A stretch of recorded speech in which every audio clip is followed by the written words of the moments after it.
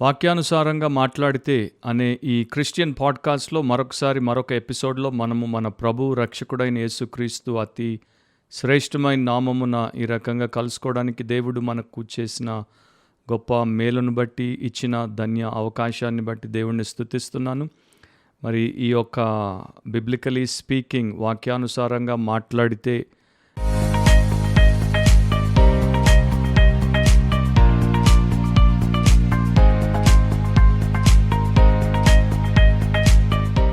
అనే పాడ్కాస్ట్లో ఫెయిత్, విశ్వాసము, ఫ్యామిలీ, కుటుంబము, చర్చ్, సంఘము, కల్చర్, మన చుట్టూ ఉన్నటువంటి సంస్కృతి, సాంప్రదాయం, సమాజంలో మనం బ్రతుకుతున్నాం కనుక అది మనల్ని ప్రభావితం చేసేటువంటి శక్తితో ఉంటుంది కనుక వీటికి సంబంధించి దేవుడి యొక్క సత్య వాక్యపు విశ్లేషణతో, వాక్య వివేచనతో, వాక్యానుసారంగా ఆలోచించి వాక్యానుసారంగా మాట్లాడి వాక్యానుసారంగా జీవించుటకు దోహదపడుతుందని, ఉపయోగపడుతుందని క్రీస్తునందున్నటువంటి దేవుని పిల్లలకు లేక దేవుని పరిచారకులకు ఇది ప్రోత్సాహకరంగా వారిని పటిష్టపరిచేదిగా ఉంటుందని మేము ప్రార్థనతో దీన్ని అందరికీ అందుబాటులో పెడుతున్నాం. అండ్ ఈరోజు ఎపిసోడ్లో చాలా కీలకమైన అండ్ గంభీరమైనటువంటి అంశాన్ని చాలా క్లుప్తంగా నేను ప్రస్తావిస్తాను. ప్రపంచంలో ప్రస్తుతము ఒక ఆత్మీయ నాయకుడిగా పేరుగాంచినటువంటి ప్రముఖ వ్యక్తి ఆయన యొక్క జీవితంలో పడిపోవడాన్ని బట్టి, పాపము చేత ఆయన మరణ పర్యాంతరం ఆయన యొక్క విషయాలన్నీ కూడా బయటపడడం చేత చాలామంది సోషల్ మీడియాలో, క్రిస్టియన్ టెలివిజన్లో, సెక్యులర్ టెలివిజన్లో, మరి క్రిస్టియన్ అండ్ నాన్ క్రిస్టియన్ పబ్లికేషన్స్లో ఆయన గురించి ప్రపంచమంతా కూడా మారుమోగిపోతుంది. గత 2 ఆదివారాలు ప్రభు దినాల్లో, లాస్ట్ 2 సండేస్ నేను కూడా నా యొక్క మెసేజ్లో దాని గురించి బ్రీఫ్గా ప్రస్తావించాను. ఇది చాలా బాధాకరమైనటువంటి విషయము and at the same time ఇది మనల్ని ఆలోచింపజేసేటువంటి విషయం, మనకు భయాన్ని కలిగించేటువంటి విషయం. నేను కూడా నా యొక్క మరి చిన్న బ్రీఫ్ అనాలిసిస్ దీని గురించి చెప్తాను అని చెప్పాను. కొంతమంది దీని గురించి చెప్పమని మరి వారు రిపోర్ట్లు కూడా నాకు పంపారు, చెప్పమని నన్ను కోరారు. ఒక సోదరుడు మాత్రం దీని గురించి చాలామంది ఆల్రెడీ చెప్పేశారు కనుక మీరు చెప్పకపోతే మంచిది అని కూడా ఆయన SMS పంపారు. అఫ్కోర్స్ ఎవరైనా సరే వారికి ఉన్నటువంటి అభిప్రాయాన్ని బట్టి మాలాంటి సేవకులకు వారి అభిప్రాయాలు తెలియచేయొచ్చు. ఈ పలానా అంశం గురించి చెప్పండి, పలానా విషయం గురించి మాట్లాడండి, ఫలానా రీతిలో బాగా గట్టిగా చెప్పండి, బలంగా చెప్పండి, లేకపోతే వద్దులేండి, దాన్ని ఎందుకు ప్రస్తావిస్తారు, దాని గురించి ఎందుకు మాట్లాడతారు, దానివల్ల ఇబ్బంది అని 2 రకాలుగా మాట్లాడేవారు ఉంటారు. దేవుడి చేత పంపబడినటువంటి సేవకుడు ప్రధానంగా దేవుడి యొక్క ఆదేశము కింద పనిచేస్తాడు. దేవుడు ఏం చెప్పమంటే దాన్ని చెప్తాడు, దేవుడు ఏం చెప్పకూడదంటే దాన్ని చెప్పడు. దేవుడు ఎలా చెప్పమంటే అలా చెప్తాడు, ఎలా చెప్పకూడదంటే అలా చెప్పడు. కనుక servant of God is under God's command, God's commission. He goes forth with the word of God, God's message. అది నా యొక్క ప్రియ మరి సోదరీమణులు కూడా దృష్టిలో పెట్టుకుంటే బాగుంటుంది. మీ సలహా ఎప్పుడైనా మాకు ఇవ్వచ్చు. కానీ ప్రభు మాకు ఏమి భారముగా, ఏది మా యొక్క ఆదేశముగా ఇస్తాడో దాన్నే మేము మాట్లాడతాం. అండ్ మాకున్నటువంటి దృష్టికోణం మీకు ఉండకపోవచ్చు, మాకున్న వాక్య అవగాహన మీకు ఉండకపోవచ్చు, మాకు దేవుడి యొక్క గంభీరత్వం ఏంటో అండ్ పాపం యొక్క హేయకరమైనటువంటి తీవ్రత ఏంటో తెలిసినంతగా మీకు తెలియకపోవచ్చు, మేం చూసినట్టు మీరు చూడకపోవచ్చు, మేం బాధపడినట్టు మీరు బాధపడకపోవచ్చు. కనుక మీ స్థాయిలో మీరు ఆలోచిస్తారు, మా స్థాయిలో మేము ఆలోచిస్తాం. మీ పని మీరు చేయండి, మాకు దేవుడిచ్చినటువంటి పరిచర్యను మమ్మల్ని చేయనివ్వండి. నేను ప్రస్తావిస్తున్నటువంటి వ్యక్తి రవి జకరియస్. మరి ఇంటర్నేషనల్ ఇవాంజలిస్ట్, అపాలజిస్ట్గా పేరుగాంచినటువంటి వ్యక్తి. 74 సంవత్సరాల వయసులో మే 2020లో ఆయన చనిపోయారు. క్యాన్సర్ వ్యాధిన పడి ఆయన చనిపోయారు.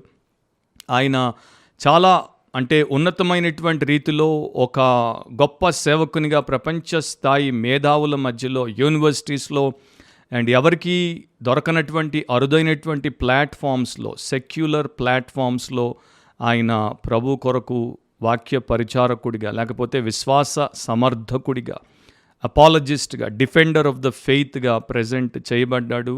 అండ్ ఇన్యూమరబుల్ ఆపర్చునిటీస్ని, అంటే అసంఖ్యాకమైన అవకాశాలని వాడుకున్నాడు. వేల మంది అండ్ సమ్టైమ్స్ లక్షల్లో విద్యార్థులు, నాస్తికులుగా, ఏథీస్టులుగా ఉన్నటువంటి విద్యార్థులు విశ్వాసంలో వారికి ఉన్నటువంటి సందేహాలు, వారికి ఉన్నటువంటి భయాలు, వారికి ఉన్న ప్రశ్నలు ఎవరి దగ్గర వారికి అందుబాటులో మరి దొరక్కపోయినప్పుడు ఇలాంటి వ్యక్తులు వారికి అందుబాటులోకి వచ్చి వారిని డిబేట్స్ ద్వారా, Q&Aల ద్వారా అండ్ వారికి లెక్చర్స్ ద్వారా వారి యొక్క ఆధ్యాత్మిక జీవితంలో వారికి ఒక ప్రకాశాన్ని ఇవ్వడానికి కూడా వాడబడ్డారు. సరే, వారు చేసినటువంటి విషయాలను ఒకవైపున అండ్ వారు చేయకూడనటువంటివి ఏవైతే చేశారో వాటిని ఒకవైపున పెట్టి చూసేవారున్నారు.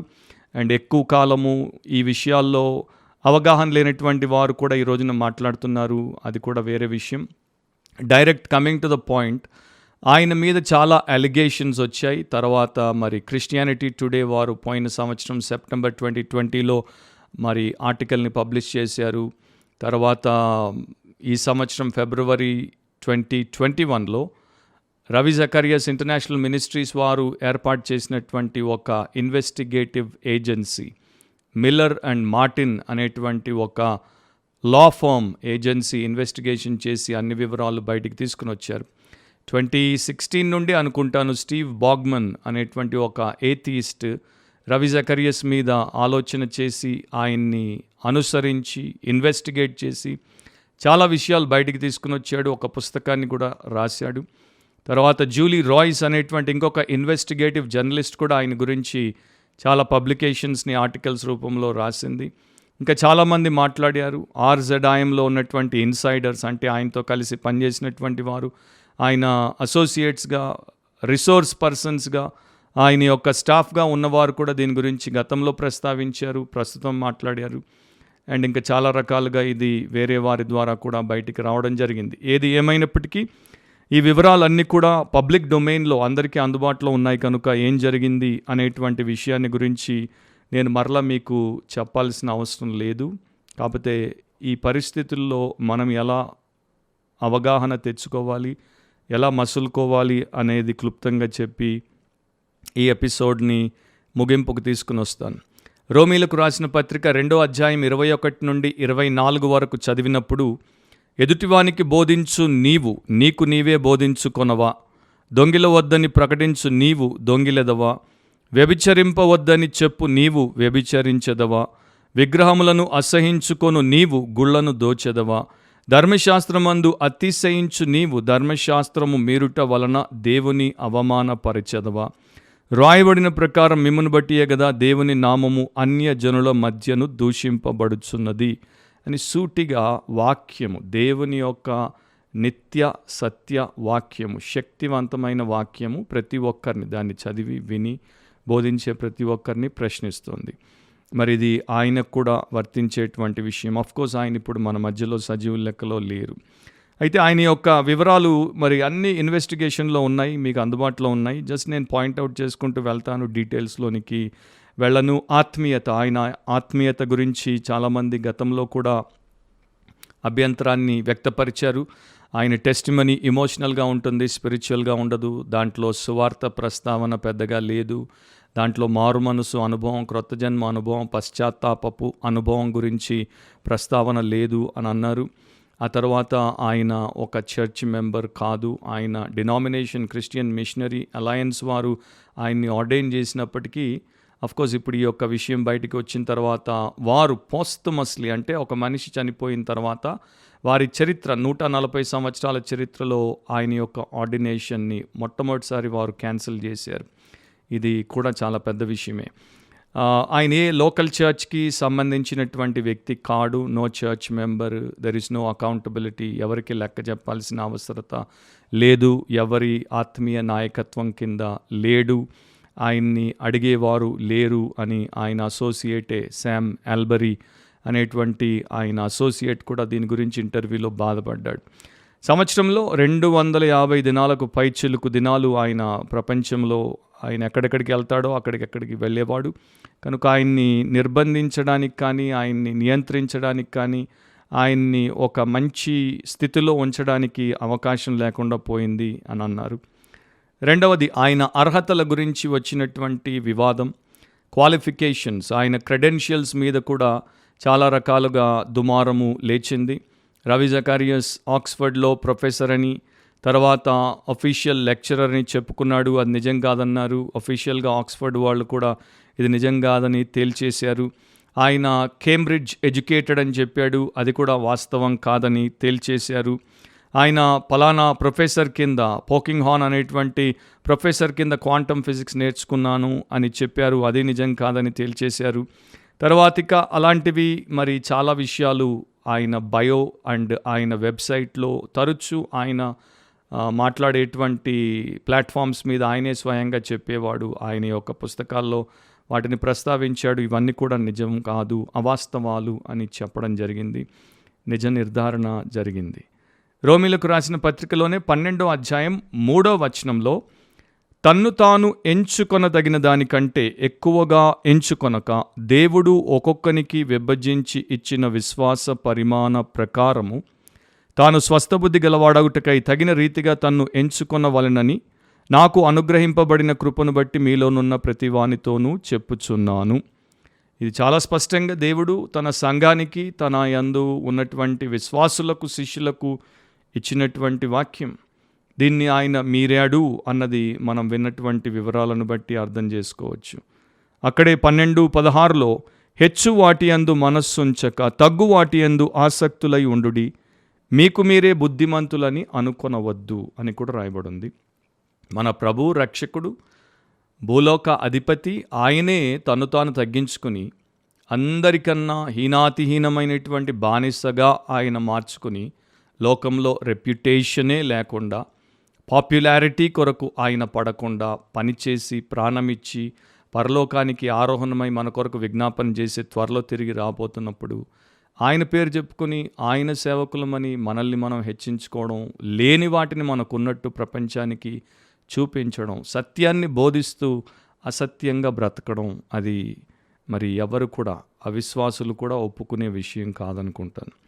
అభ్యంతరకరమైన వ్యాఖ్యలు చేశాడు, అంటే కాంట్రవర్షియల్ స్టేట్మెంట్స్. మరి అవన్నీ కూడా మీకు పబ్లిక్ డొమైన్లో ఉన్నాయి. మార్మన్ టెంపుల్లో ఆయన వాక్యాన్ని చెప్పినప్పుడు ఖచ్చితంగా మా యేసు మీ యేసు వేరు వేరు అని సువార్తను ఆయన ప్రస్తావించలేదు అన్న అభియోగం ఉంది. రోమన్ క్యాథలిక్ల మీద కఠినమైనటువంటి స్టాండ్ తీసుకోడు. ఆయన ఒక ఎక్యూమెనికల్ మరి మనిషి అన్న అభియోగం ఉంది. రిక్ వారన్ లాంటి లిబరల్ అండ్ అన్స్క్రిప్చురల్ పాస్టర్ని గొప్ప దేవుని సేవకుడు, సంఘ కాపరి అని ఆయన చెప్పడం తప్పుగా చాలామంది ఎంచారు. జాయిస్ మేయర్ లాంటి ఒక word of faith, prosperity, gospel, unbiblical టీచర్ని వరల్డ్స్ గ్రేటెస్ట్ బైబిల్ టీచర్ అని ఆయన చెప్పడాన్ని ఆయన స్వంత మనుషులు, అంటే ఆయన్ని అనుసరించేటువంటి ఫ్యాన్స్ కూడా, ఆయన యొక్క అభిమానులు కూడా తప్పుబట్టారు. లూయి గిగ్లియో అనేటువంటి మరొక ప్రముఖ పాస్టర్ గారు, ఈయనకి ఇంకొక పేరు కూడా ఉంది, టైటిల్ ఉంది, పోప్స్ ఫ్రెండ్ అంటారు. ఈయన పోప్ యొక్క స్నేహితుడు. ఆయనతో ఈయన అసోసియేట్ అయి పనిచేశాడు. రవి జకరియస్ యొక్క మెమోరియల్ సర్వీస్ని అట్లాంటాలో లూయి గిగ్లియో చర్చ్లోనే జరిపించారు. వైస్ ప్రెసిడెంట్ మైక్ పెన్స్ కూడా దాంట్లో పాల్గొన్నారు. రవి జకరియస్కి ఒక యంగ్ ప్రాటిజే, అంటే ఆయన తర్వాత ఆయన తయారు చేసేటువంటి వ్యక్తి ఉండేవాడు, చనిపోయాడు ఆయన, నబీల్ ఖురేషీ. ఆయన మరి Bethel church, California, bill Johnson యొక్క హెరెటిక్ చర్చ్, ఫాల్స్ టీచర్, ఆయన దగ్గరికి ఆ చర్చ్కి వెళ్ళి అక్కడ నాకేం తప్పు కనపడట్లేదు అని చెప్పడం, అది కూడా చాలామందిని ఆశ్చర్యానికి గురి చేసింది. సో వీరు విశ్వాస సమర్థకులు అని ప్రపంచానికి పరిచయం ప్రకటించుకున్నారు, ఆ రకంగా పేరుగాంచారు. కానీ వీరు వాక్యానికి వ్యతిరేకంగా, వాక్యాన్ని వక్రీకరించి, వాక్యాన్ని వాక్యంగా కాకుండా హేయాతిహేయంగా తమ స్వార్థం కోసం వాడుకునేటువంటి వారిని సమర్థించడం ద్వారా వీరు ఎలాంటి అపాలజిస్టులు అనేది కూడా చాలామంది ప్రశ్నించారు. 1 కొరింథీ 11:1 అపోస్తలులైనటువంటి పౌలు కొరింథీ సంఘానికి చెప్పాడు, నేను క్రీస్తును పోలి నడుచుకొనుచున్న ప్రకారము మీరును నన్ను పోలి నడుచుకొనుడి. సో వీళ్ళందరికీ, మనందరికీ మన ప్రభు అయినటువంటి యేసుక్రీస్తే గ్రాండ్ ఎగ్జాంపుల్, ఆయనే మన రోల్ మోడల్. మరి ఆయన ఎందుకు వీరు అనుసరించలేదు అనే ప్రశ్న తప్పకుండా ఆలోచించే ప్రతి ఒక్కరికి వస్తుంది. ఆస్తి పెంపకం, బాగా ఆస్తిని పెంచుకున్నారు అన్న అభియోగం వచ్చింది. అట్లాంటా నగరంలో 1,25,000 ఎస్ఎఫ్టీ హెడ్ క్వార్టర్స్ని కట్టారు. దానికి చాలామంది డొనేషన్స్ ఇచ్చారు. మరియు ఒక word of faith prosperity gospel church, gateway church, దాని పాస్టర్ పేరు రాబ్ మారిస్.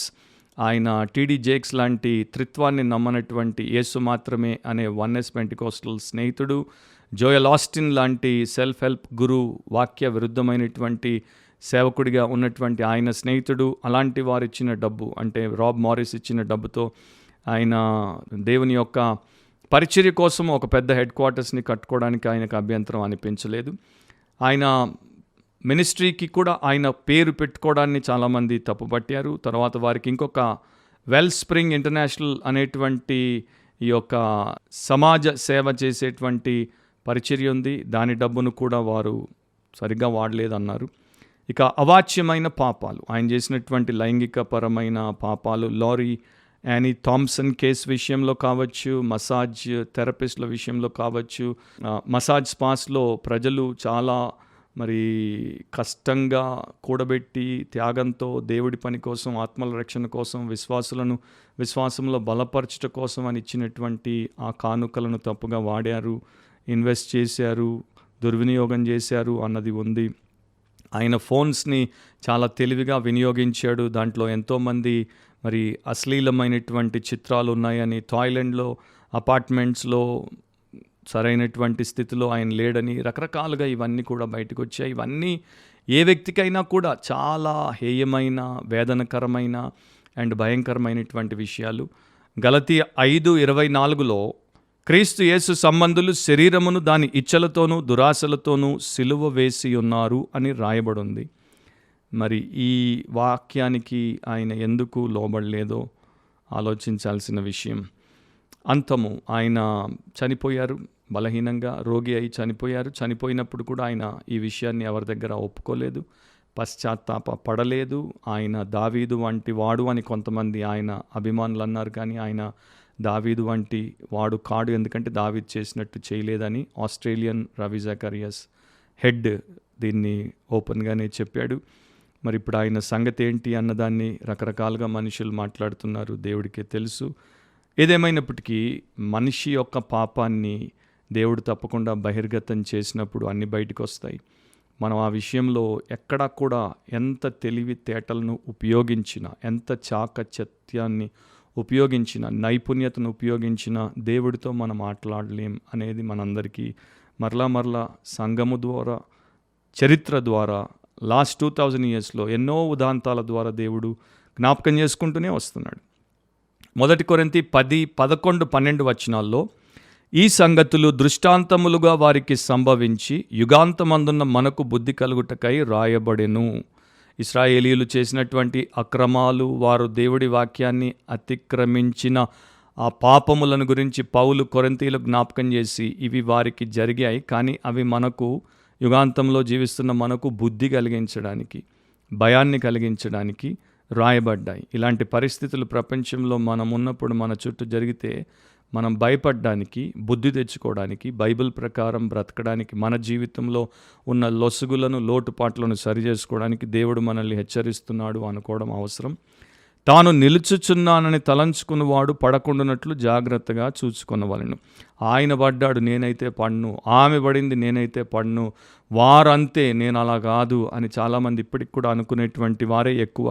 అలా మనలో ఏ ఒక్కడు అనుకోవడానికి వీల్లేదు. ఎందుకంటే మనందరి లోపల ఉన్నటువంటి హృదయము ఎంతో ఘోరమైనటువంటి, మోసకరమైనటువంటి పరిస్థితుల్ని మనకి కల్పించగలదు. శరీరము అంటే మనలో ఉన్నటువంటి ఫ్లెష్ ఆత్మకు వ్యతిరేకంగా పోరాడి మనల్ని శరీర కార్యాలకు బానిసలుగా మార్చగలదు. కనుక మనం ఎవ్వరం కూడా దేవుడి కృప లేకుండా, యేసుక్రీస్తు ప్రభు యొక్క సహాయం లేకుండా, పరిశుద్ధాత్మ శక్తి లేకుండా, వాక్య పరిధుల్లో పరిరక్షించబడకుండా, పాపములో పడకుండా ఉండలేం. శామ్ ఎల్బెరీ అనేటువంటి ఆయన యొక్క క్లోజ్ అసోసియేట్ మరి ఆయన యొక్క వివరాలన్నింటినీ కూడా చెప్పినప్పుడు చాలా బాధతో, నేను దగ్గరగా ఆయన చూశాను, కానీ ఆయన పశ్చాత్తాపడలేదు, అలా ఆయన చేయకుండా ఉండాల్సిందని చెప్పాడు. చివరికి ఆర్జెడైఎం ప్రెసిడెంట్ మైకెల్ ర్యామ్స్డెన్ కావచ్చు, లేకపోతే అసోసియేట్ శామ్ ఎల్బెరీ కావచ్చు, లేకపోతే కో ఆథర్ అండ్ ఆ యొక్క ఇన్స్టిట్యూట్కి హెడ్గా ఉన్నటువంటి విన్స్ విటాలే అండ్ ఆయన భార్య జోయాన్ విటాలే కావచ్చు, అందరూ పబ్లిక్గానే అపాలజైజ్ చేశారు. ఆయన చేయలేదు కనుక ఆయన తరపున ఆయన వారముగా మేము క్షమాపణ కోరుతున్నాం. ఎవరెవరినైతే ఆయన మరి అబ్యూస్ చేశాడో, ఎవరికైతే ఈ విషయం ద్వారా చాలా వేదన, దుఃఖము అండ్ అవమానకరమైనటువంటి అనుభూతి కలిగిందో వారికి మేము క్షమాపణ చెప్తున్నామని వారు చెప్పారు. సో ఆర్జడాయం పెద్దలతో పాటు నేను కూడా ఒక క్రైస్తవ విశ్వాసిగా, సేవకునిగా, దేవుని బిడ్డగా ఎవరెవరైతే ఈ యొక్క ఉదంతము చేత, ఈ ఇన్సిడెంట్స్ ద్వారా బాధపడి అవమానాల పాలై అండ్ చాలా రకాలైనటువంటి మనోవేదనలకు గురి కావాల్సి వచ్చిందో వారికి, అండ్ యేసుక్రీస్తు ప్రభువును బట్టి ఎవరెవరైతే ఈ యొక్క అంశములను ఇంకా వ్యక్తిగతంగా తీసుకొని బాధపడుతున్నారో వారిని బట్టి కూడా నేను ఒక సేవకుడిగా క్షమాపణ అడుగుతున్నాను. మా ప్రభు అయిన యేసుక్రీస్తు ఇలాంటి వాడు కాదు, మా బైబిల్ సువార్త ఇలాంటిది కాదు. దేవుని వాక్యంలో ప్రకటించబడుతున్నటువంటి సత్యము ఈ విషయాలను ఖండిస్తుందే తప్ప సమర్థించదు. కనుక అందరికీ దేవుడు తన కృపచేత ఓదార్పునిచ్చి బలపరిచి వారిని మరలా తన యొక్క పరిశుద్ధమైనటువంటి భవిష్యత్తులోనికి నడిపించాలన్నది నా ప్రార్థన. అయితే మనకి లెసన్స్ ఏంటి, మన పాఠాలేంటి, మనం నేర్చుకోవాల్సినటువంటి గుణపాఠాలేంటి? మొట్టమొదటిది ఏంటంటే అవర్ ఫెయిత్ ఈజ్ అన్షేకబుల్. మనకు ఉన్నటువంటి విశ్వాసము అది కదిలింపబడనిది. చాలామంది అన్నారు, మేము రవి జకరియాస్ మెసేజెస్ విని మారు మనసు పొందాం, మేము రక్షించబడ్డాం, లేకపోతే మేము బలపరచబడ్డాం, డౌట్లో ఉన్నప్పుడు ఆయన మా డౌట్ క్లారిఫై చేశాడు కనుక మేము దేవుడి దగ్గరికి రావడానికి మార్గమును సుగమము చేశాడు, కానీ ఇప్పుడేంటి ఇలా, ఇప్పుడు మేమేమైపోవాలి అని మాట్లాడారు. అలాంటి వారందరికీ వినయంతో నేను చెప్పేది, వాక్యంలో చెప్పేది ఏంటంటే, మనము ఒక వ్యక్తిని బట్టి, ఒక వ్యవస్థను బట్టి రక్షించబడలేదు అండ్ రక్షణలో కొనసాగము, రూపాంతరము చెందము. మనకు ఒకే ఒక విమోచకుడు ఉన్నాడు, ఆయనే విశ్వాసమునకు కర్త, దాన్ని కొనసాగించువాడైన యేసుక్రీస్తు. సో వ్యక్తులు వస్తారు, వాడబడచ్చు, వాడబడకపోవచ్చు, వ్యవస్థలు వస్తాయి, మేలు చేయొచ్చు, మేలు చేయకపోవచ్చు, కానీ విమోచన కర్త అయినటువంటి యేసుక్రీస్తు నిన్న నేడు నిరంతరము ఏకరీతిగా ఉన్నాడు. అతి శ్రేష్ఠుడు, అత్యోన్నతుడు, మహాగణుడు, మహాపరిశుద్ధుడు అండ్ మహిమాన్వితుడు. ఆయన మనల్ని పరలోకంలో చివరిదాకా ఆయన చేపట్టిన కార్యాన్ని ముగించేంత వరకు కొనసాగిస్తూ నడిపిస్తాడు. సో ఆయన వైపే చూడాలి. రెండవది ఫియర్ ఆఫ్ గాడ్. మనం దేవుడికి భయపడేటువంటి వారంగా ఉండాలి. ఈ రోజుల్లో బయట ప్రపంచంలో దేవుడి భయం బొత్తిగా లేదు, క్రైస్తవ సంఘాల్లో కూడా దేవుడి భయం బొత్తిగా లేదు, సేవకులకు భయం బొత్తిగా లేదు, సంఘస్థులకు భయం బొత్తిగా లేదు. అందుకే నేను స్టార్టింగ్లో చెప్పాను చూడండి, దేవుడి యొక్క గౌరవం ఆర్ దేవుడి గంభీరత్వం ఏంటో చాలామందికి తెలియదు కనుక అన్నిటిని కూడా చాలా లైట్గా తీసేసుకుంటున్నారు. అది చాలా చాలా దారుణమైనటువంటి విషయం. పాపం ఎంత దారుణమైంది, దుర్మార్గమైంది, భయంకరమైంది, హేయమైందో మనకి తెలిస్తే మనం ఈ రకంగా మాట్లాడడం. 200 ఏళ్ల క్రితం ఉన్న భక్తుల బోధలు, వారి పుస్తకాలు చదవండి, ఎంతగా వారు పాపాన్ని చూశారో ఈ రోజున దాంట్లో 1% కూడా చాలామంది సో కాల్డ్ క్రిస్టియన్స్, సేవకులు చూడట్లేదు. యోసేపును జ్ఞాపకం చేస్తాను. ఆదికాండం 39:9 ఏమన్నాడు? నీవు అతని భార్యవైనందున నిన్ను తప్ప మరి దేనిని నాకు అప్పగింపక ఉండలేదు, కాబట్టి నేనెట్లు ఇంత ఘోరమైన దుష్కార్యము చేసి దేవునికి విరోధముగా పాపము కట్టుకొందునని తన యజమానుని భార్యతో అనెను. యోసేపుకి పెద్ద బిబ్లికల్ థియోలాజికల్ సెమినరీ ట్రైనింగ్ లేదు, ఆయన దగ్గర డివోషనల్ పుస్తకాలు లేవు, ఆయనకి కంప్లీట్ బైబిల్ లేదు, ఆయన ఏ చర్చ్లో రెగ్యులర్గా మరి సండే అండ్ మిడ్ వీక్ మీటింగ్స్లో అటెండ్ అవ్వలేదు, ఒక పరాయి దేశంలో ఉన్నాడు, పరాయి వాడి కింద పనివాడిగా ఉన్నాడు అండ్ అందరినీ ఆయన పోగొట్టుకున్నటువంటి పరిస్థితుల్లో ఉన్నాడు. ఆ మనిషికే దేవుడి ఎదుట ఇంత ఘోరమైనటువంటి దుష్కార్యాన్ని నేను ఎలా చేయగలను అన్న భయం ఉంటే ఇక మనకి 100 రెట్ల 1000 రెట్ల ఎన్ని రెట్లు ఎక్కువ ఉండాలో మీరు ఆలోచించి చూడండి. సో ఊరికే తెలివి లేకుండా మాట్లాడొద్దు అండ్ తెలివి లేకుండా ఆలోచించొద్దు. దేవుడు పరమ జ్ఞానాన్ని మనకిచ్చినప్పుడు దాన్ని పట్టించుకోకుండా మన ఈ యొక్క పాడైన బుర్రలో ఉన్నటువంటి మిడిమిడి జ్ఞానాన్ని వాడొద్దు. Follow God. ఎవరిని వెంబడించాలి బ్రదర్? ఏ వ్యక్తిని వెంబడించొద్దు, ఏ సేవకుడిని వెంబడించొద్దు. ఒకే ఒక వ్యక్తి మనకున్నాడు. ఎవరిని వెంబడించాలో బైబిల్ చెప్తోంది మనకి. 1 పేతురు 2:21 యేసుక్రీస్తు అను మన ఆత్మల కాపరి, మన ప్రాణప్రియుడిని వెంబడించాలి. ఆయన మన కొరకు తన అడుగుజాడల్లో అడుగులేసి నడుచుకున్నట్లు ఒక మాదిరిని ఉంచిపోయాడు. So follow Jesus, your saviour, your Lord, your God. అంతేగాని ఇంకెవరిని కాదు. ఎందుకంటే మిగతా వాళ్ళందరూ ఇంపర్ఫెక్ట్, ఇమ్మెచ్యూర్, ఇమ్మారల్గా ఉండడానికి అవకాశాలు ఎన్నో. డబుల్ లైఫ్ అంటారు, 2 జీవితాలు. చాలామందికి రెండో జీవితం కనపడదు. పైన పబ్లిక్ లైఫే కనపడుతుంది, ప్రైవేట్ లైఫ్ కనపడదు. కనుక ఏ సేవకుడి ప్రైవేట్ లైఫ్ ఎట్లా ఉందో మనకు తెలియదు, ఏ సంఘస్థుడి ప్రైవేట్ లైఫ్ ఎట్లా ఉందో మనకు తెలియదు. కనుక వారి దగ్గర దేవుడు నేర్పినటువంటి విషయాలు వాక్యానుసారంగా ఉంటే నేర్చుకుందాం, వాటిని దేవుడిని బట్టి సంతోషించి అమల్లో పెడదాం. కానీ వారిని ఆధారం చేసుకోవద్దు, వారి మీద కంప్లీట్గా ఒరిగిపోవద్దు, పడిపోతాం. కనుక యేసునే మనము అంగీకరించాలి. And learn the word. దేవుడి వాక్యాన్ని విస్తృతంగా నేర్చుకోండి. మీ టైంని వేస్ట్ చెయ్యొద్దు సోషల్ మీడియాలో ఆ చిల్లర విషయాలకు, ఆ సిల్లీ, సెన్షువల్ అండ్ సెటానిక్ విషయాలకు మిమ్మల్ని మీరు అప్పగించుకొని నాశనానికి మీరు ముందుగా పరుగులు తీయొద్దు. స్క్రిప్చర్కి అప్పగించుకోండి, సేవియర్కి అప్పగించుకోండి, స్పిరిట్ ఆఫ్ గాడ్కి అప్పగించుకోండి.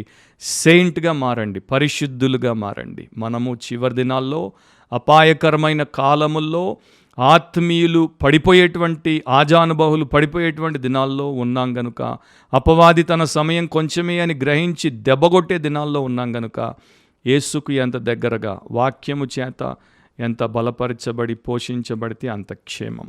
నాకు, మీకు, ప్రతి ఒక్కరికి అవసరం. చివరిది, నిందారహితంగా బ్రతకండి. Live a blameless life. నిందారహితంగా బ్రతకండి. మనలో ప్రతి ఒక్కరూ దేవుడు ఇచ్చిన కృపలోనే కొనసాగుతున్నాం. సో వాక్యపు వెలుగులో మనల్ని శుద్ధి చేసుకుందాం, వాక్యపు వెలుగులో మనల్ని దిద్దుబాటు చేసుకుందాం. వాక్యం గద్దించినప్పుడు లోబడదాం, వాక్యం ప్రోత్సహిస్తే బలపడదాం, వాక్యం హెచ్చరిస్తే భయముతో జాగ్రత్తలు తీసుకుందాం. ఆ రకంగా కొనసాగుదాం. ఆయన కుటుంబం కోసం ప్రార్థన చేయండి, అండ్ ఆయన సంస్థ కోసం ప్రార్థన చేయండి. దాంట్లో మంచి వాళ్ళు ఉన్నారు, వారు వారి యొక్క పిహెచ్డీలు, వారికి ఉన్న గొప్ప గొప్ప వరల్డ్ క్లాస్ పొజిషన్స్ వదిలేసి ఈ సేవ కోసం వచ్చారు. వాళ్ళని దేవుడు మరలా తిరిగి రీలొకేట్ చేయడానికి, వారిని దేవుడు తన చిత్త ప్రకారం వాడుకోవడానికి ప్రార్థన చేయండి. అండ్ ఆయనకి వ్యతిరేకంగా డిబేట్లు చేసి ఆయన్ని వ్యతిరేకించినటువంటి నాన్ క్రిస్టియన్స్ కూడా ఇప్పుడు దీన్ని బట్టి గట్టిగా అవహేళన చేస్తున్నారు. అలాంటి వారిని కూడా దేవుడు కనికరించి, క్షమించి, కనువిప్పు కలిగించి, వారు ఆయన్ని కానీ, ఆయన చేసిన దాన్ని కానీ కాకుండా యేసుక్రీస్తు సిలువలో మనందరి పాపాన్ని భరించి, మన పాపమును మనం ఏ రకంగా కూడా పోగొట్టుకోలేం, ప్రాయశ్చిత్తం చేసుకోలేం. కనుక ఆయన తన పవిత్ర రక్తాన్ని చిందించి, చనిపోయి సమాధి చేయబడి తిరిగి లేచి, మన పాపములను క్షమించి, పాపపు డాగులను కొట్టి శుద్ధి చేసి, శిక్ష నుండి మనల్ని విమోచించి నిత్య జీవాన్ని, నిజమైన జీవాన్ని ఇవ్వడానికి, ఉచితంగా ఇవ్వడానికి, కృప చొప్పున ఇవ్వడానికి సిద్ధంగా ఉన్నాడు కనుక మనము దాన్ని అండ్ వారికి దేవుడు దాన్ని బయలుపరిచి అనేకులు ఈ రక్షణ కార్యంలో మేలు పొందాలని ప్రార్థన చేద్దాం. అండ్ దీన్ని ఎప్పుడు మరవకుండా ఇలాంటి హెచ్చరికల్ని జాగ్రత్తగా తీసుకుందాం, బాగుపడదాం, పైకి లేచి మెరుగుపడదాం, దేవుణ్ణి మహిమపరుద్దాం. అండ్ ఇక త్వరలో ప్రభు వచ్చేటువంటి సమయం కనుక ఆయన రాకడ కొరకు సిద్ధపడదాం. దేవుడి పక్షాన రోషముతో పాపానికి వ్యతిరేకంగా పోరాడే వారముగా బ్రతుకుతాం. అలాంటి కృప దేవుడు ఈ యొక్క పాడ్కాస్ట్లో పాల్గొని దీన్ని చాలా జాగ్రత్తగా విని వాక్యపు విశ్లేషణతో ఆలోచించిన ప్రతి ఒక్కరికి అనుగ్రహించునుగాక. మీరు మీ కుటుంబాలు పరిరక్షించబడుదురు కాక. మరొక వాక్యానుసారంగా మాట్లాడితే అనేటువంటి పాడ్కాస్ట్లో మరొక విషయంతో, మరొక అంశంతో ప్రభు సమయంలో మనం కలుసుకునేంత వరకు దేవుడు మనలో ప్రతి ఒక్కరిని ప్రతి నిత్యం క్రీస్తు నందు కాపాడుతూ, వాక్యము చేత కడుగుతూ, ఆత్మ చేత నింపి నడపాలని మా ప్రార్థన, ఆకాంక్ష. God bless you all. Amen.